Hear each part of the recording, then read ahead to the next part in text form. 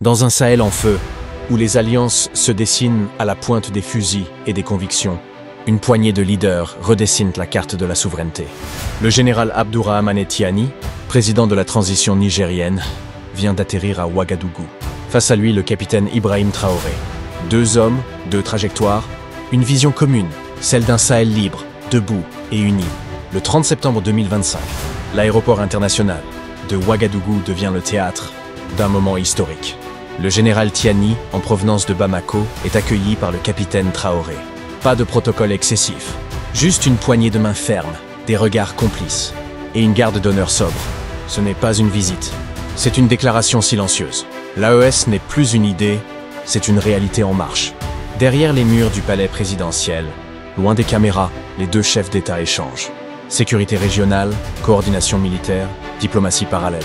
Ils parlent de l'avenir, de l'après, de ce que sera le Sahel sans tutelle. Ils ne parlent pas pour plaire à Paris, ni pour rassurer Washington. Ils parlent pour les peuples du Sahel, pour les villages oubliés, pour les soldats tombés sans reconnaissance. L'AES, une confédération en gestation.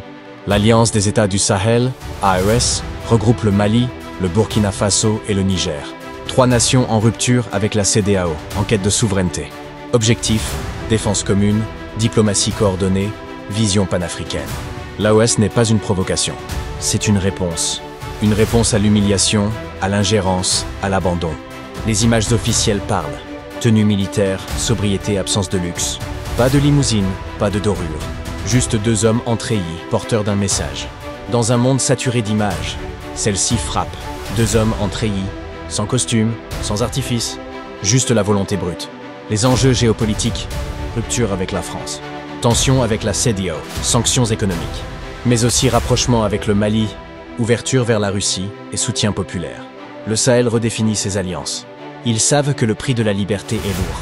Mais ils savent aussi que l'humiliation coûte plus cher.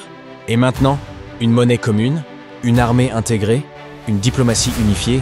Les peuples du Sahel observent, espèrent, doutent parfois. Mais ils avancent. Ce n'est pas un reportage. C'est un témoignage. Celui d'un tournant.